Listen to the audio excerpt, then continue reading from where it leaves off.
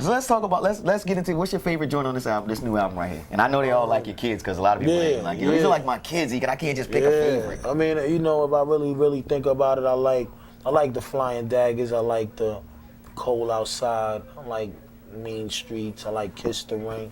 It's a lot.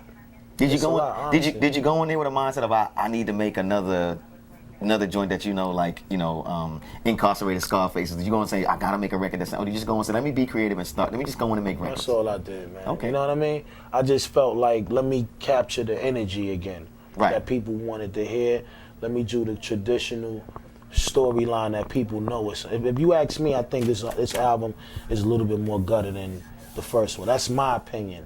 You know what I mean? But you know, my thing is I just look at it like, yo, man, it's just raw hip hop, man. You know, beat strong rhymes. If that's what you like, and you got a nice system around you in the car, you crank it up and you get in your zone. And you know, hip hop should always be feeling good to you. Right. You know, when you turn it on, you want shit to feel good. Bug out, remember that, rewind that. Yo, he said some ill shit. I'm running this one all day. This is what I'm going through right now. Right. You know, music should always be able to have that effect on us. So I just made sure that baby girl was ready to walk out the door like that.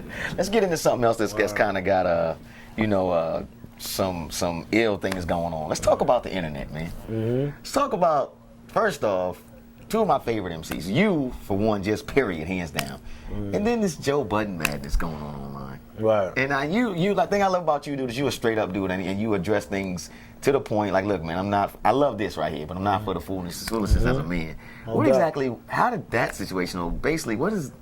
Just a little clarity. You ain't got to go too deep if you don't feel like it, but you know.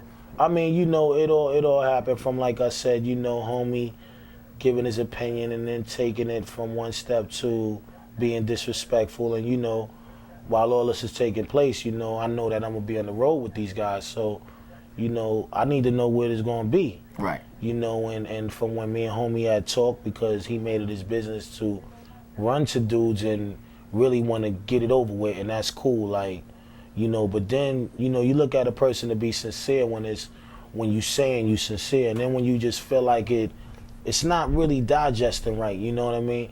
Right. And you know me, I'm not a blog head, but I do get kites from people that is a part of that's letting me know, all right, yo, homie is, so I'm saying to myself, wow, he's going this way with it with me, but then he's going that way with it, and you know me, I'm a man. It's like, you're not going to just be disrespecting my crew and then be walking by me like, you know what I mean? Especially if you telling me like, yo, I don't want no problems with this. Your own peoples is saying this. So it never been a slaughterhouse Wu-Tang. It never, ever. It make me laugh when people think it like that. But I guess just because the names, they sound so good going against each other, slaughterhouse verse. You know what I mean? So people made it more than what it is. And I guess that he started gravitating to it like that. Like, dudes had him. And, like I said, he was saying things that I felt he wasn't being genuine with.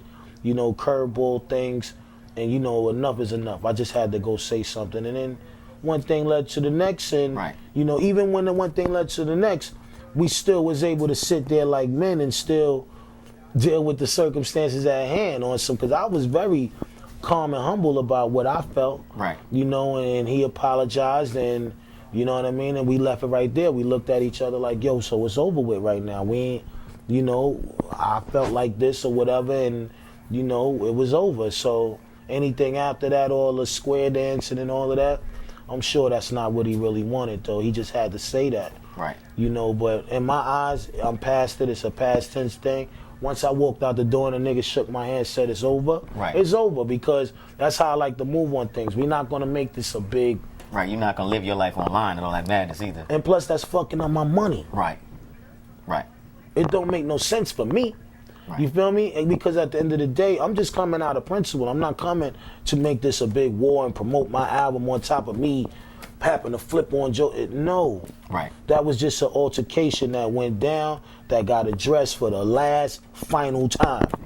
On some, this is what it's going to be. And we agreed. You know what? That's the last time I'm going to address it too right here. Let's talk about something else, man. I'm going to let you get out of here. And this one is I know this one is as much to you as it is to me. The death of Michael Jackson, man. And I mean, every hip-hop head, every pop head, everybody Gotta respect that movement right And there. I tell you, I was like 98% away from crying, you know what I mean, busting that tear. But it's like, you know, I look at Mike as being a legend. He was lonely. He was, you know, ridiculed for many different things. You know, his whole life was based on, you know, entertainment. Right. You know, it was sad, man. You know what I mean? That affected me because I feel like, you know, we don't have that many stars that we consider as real stars. We had him. Right. You know, even though he was being, you know, ridiculed for all the things that he still was our icon. Right. You know, really no different from the next icons, you know what I mean? Everybody had their own story, but when I heard he passed and the way he passed, I was upset. Did you ever get I to was meet Mike? upset. Yeah, I got an opportunity to meet him one time. What was that like? For Raekwon The Chef, because you know Ray was a straight groupie, B, but not like I'm on it, but not like I was on his neck, like holding on the back of his shirt or some Mike, please, Mike. Right. It was just on some, yo, how you doing, man? Yo, I'm a big fan. But yeah, I was in the studio one day in Florida, and all these vans pulled up while we was at the studio, me and Ghost, and next thing you know, looking out the blinds on some, what the hell is that? Right. See Mike, so oh shit, fell back on me. Oh, next thing you know, he started coming in the studio where we was at. So we like, man, go sat down real quick, act like we was doing something. Right. Walked there, we both was like, what up, Mike?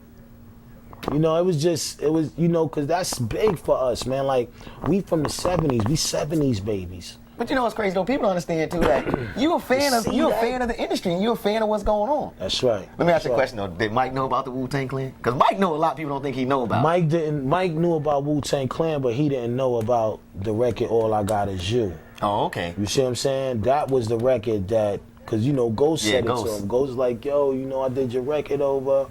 And he was like, word, that's hot. He's like, which one? You know what I mean? And Ghost told him, but he couldn't. I guess this man got so many goddamn records, he don't remember a lot of his records. Right. He was like, nah, I can't recall that one. And he couldn't recall the song that he did neither. Right. But it was cool, though, to us, though, because, you know, he sat there and talked to us. It wasn't like seeing him from a distance or something, you know what I mean? This is us right here, and he didn't have no security with him. It was him. He had his 2 kids with him, and he had the owner of the Sony Hit Factory with him. The Hit Factory dude. Wow. So what's next, man? I know we got the album about to be out, man. Now you got me caught all up in the Wu-Tang Michael Jackson moment. I'm all caught in that, man. Yeah. But you know, like I said, you know, the album is here September 8th. Right. We want y'all to go get it. It's a very powerful album, very, very strong content album. If you're not old enough to get this album, don't get it. Wow. You know what I mean? I'm one of them artists, you know what I mean? If you're a baby, this is not for you. You know what I mean? This is a hardcore, serious album featuring banging cats on there with production. Dr. Dre, J Dilla, RZA, Pete Rock, Marley Marl. Oh, that's some hip hop right there. Scram Jones, Alchemist. Wow. Yeah, this is a combination of RZA's robotic ear from '95. It's gonna be serious. Go purchase this, man. Word up. Shows too, man. This is what you've been waiting for. Part 2, man. The dude is here. Let's go. We go hard body right here at MyPlace, man. Raymond, I appreciate you coming through, man. And you know, I appreciate a dude who just come through and we just talk about everything. Talk about it, man. We got to talk about it. We based our lives inside this hip hop, so it's only right that we kick it like that. So just make me this promise though. When I finally get this thing up and running, big as I want it to be, you'll come back and chop it up too. I got to. I'm just saying, like I may want you to be like a guest for like 5 nights in a row. Just chill with me. Let's do it, baby. Come on, man. I'm one of them. I'm one of the few. You go win. You go I'm win. one of the few. You go win. When you ready to do it, let's do it. My man Raekwon, man. Get this album right here in store September 8th. Your man DJ Ekin. I can only do it like this right here. Hold it down, fam. It's that nigga.